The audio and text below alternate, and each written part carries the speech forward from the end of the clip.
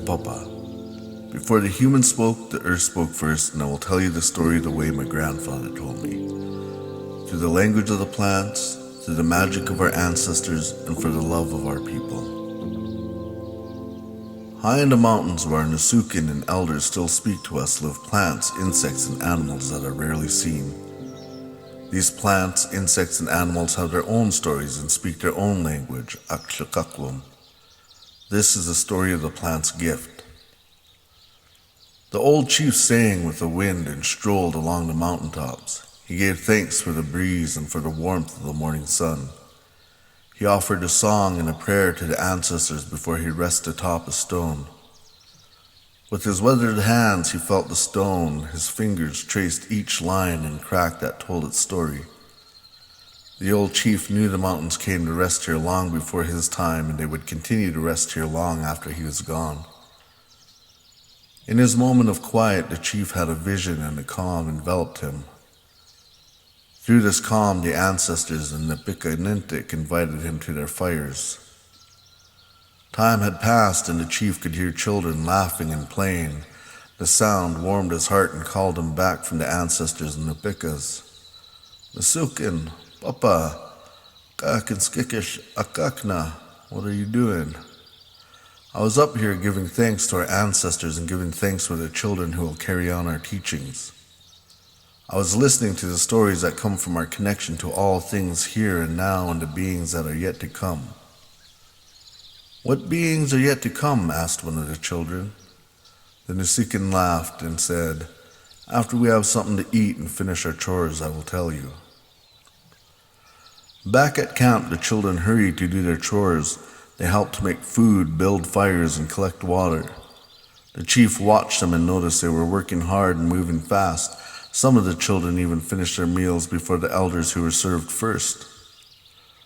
While he watched the children's activities, he was reminded of the messages from his vision, important points he was to pass on. He continued to watch whilst drinking and eating slowly.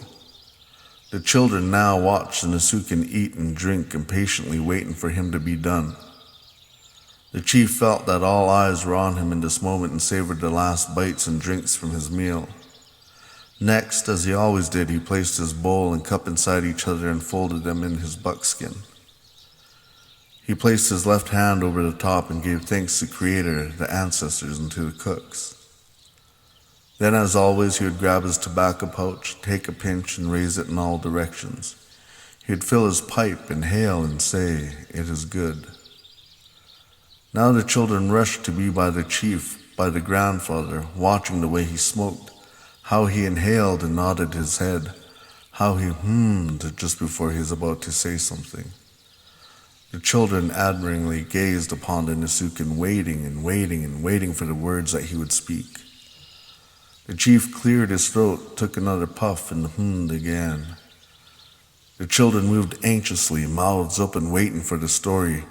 Finally, one of the children chimed in before the chief took another puff. "What beings are coming? You said you would tell us." The chief started, clearing his throat. "The ancestors and the Nupika told me of our future and our life with some new beings. Do you remember the rock beings that make up these mountains? Well, they have come to rest before our time, and they will rest after our time. The ancestors and the Nupika brought me to their fires and told me how to prepare for the newcomers. Nasukin, you have led your kind well. You have observed your patience, your love, and your connection to all things. It is your love, gratitude, and connection that make you a great leader. It is also your love, gratitude, and connection that will make this the hardest lesson you learn. Each of us has a gift and a purpose. When the newcomers arrive, they will have a purpose and gift. There will be many great leaders amongst them. Each free-moving being of your kind will not move as freely. Your gifts and the way you have lived will soon enter rest like the rock. The newcomers, they will come in numbers. They will almost outnumber your kind. They will be people. These people will be grateful and they will be connected. They will care for their kind. They will be black, white, red, and yellow. They will be on all corners of the earth. When they come, they will be able to speak the language of the plants, animals, and Creator. They will give thanks and they will be patient, loving, and grateful leaders. Then when the earth gets smaller, they will be less connected and they will move too fast and they will be impatient. When they arrive, they will wake up with the knowledge of their connection to all things. Every being will serve them and have a purpose. The people will be grateful, they will give offerings, and they will pass on their knowledge. Plants, animal, and land will gift them with all they need. The people will be reminded that they must always give back. You, white bark pine, are a chief. You will be medicine, you will be shelter, you will be food, you will be a teacher. Today your kind thrive and exist in numbers.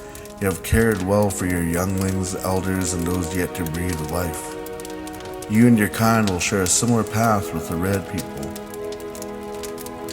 Creator has gifted you with beautiful things in the way you will give life. Your purpose will be forgotten by the people and your kind will struggle. People will need trees for shelter among other things. They will forget your purpose and you will watch your kind be decimated. People will create ways that will destroy your roots. They will set fire to the rocks and they will almost remove your kind from existence. Those yet to breathe life will have almost no elders, no shelter, and will struggle to have strong roots. The teachings you pass on to your kind will vibrate long after you join the ancestors.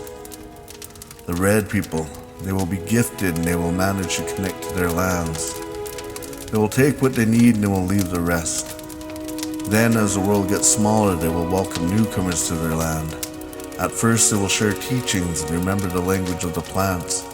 They will have misunderstandings, but they will learn to coexist and adapt. But like yourself, their purpose will be forgotten. They will watch the newcomers come in numbers and they will struggle. They will watch their kind be decimated. They will watch them create ways to destroy their roots. They will be removed from their homes and they will almost be removed from existence. Those red people yet to breathe life will have almost no elders, no shelter, and will also struggle to have strong roots. It is your similar paths that will help you to understand each other. It is a similar path that will allow each other's ancestors to communicate. And it is a similar path that will be the strength of your greatest gift. It is because you have almost lost life, existence, and purpose that you will be patient enough to gift life, existence, and purpose. Your purpose when you leave here will be to teach this to the younglings, to honor your ancestors, and to vibrate long after you are gone.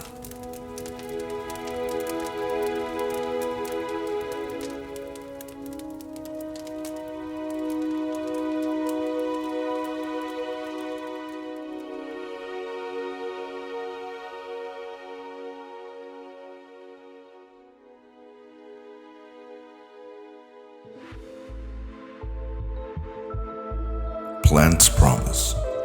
Before there are human beings, there are many different beings such as animal beings, plant beings, and rock beings. They are believed to walk and talk like we do today. Long ago, Amotkin, the man who sits on top, sent Coyote out to destroy 27 wicked monsters to prepare for the arrival of human beings. Coyote's cousin Fox would go along to help on his journey. When many of the monsters were killed, Coyote came across a sickness monster who disliked the animals and caused them to die from illness. When nothing to protect Coyote, he became sick and died. Luckily, his cousin Fox wasn't too far behind him and brought him back to life. Coyote quickly went to work teaching the animals to gather herbs and roots from the forests to heal themselves of any illness that might overcome them. Soon, all the animals in this new land were healthy and the sickness monster's powers diminished. That is when the plant beings had promised that for every sickness there would be one of them that would cure it, so long as the earth is healthy enough to provide. Excerpt from Sailor's creation story.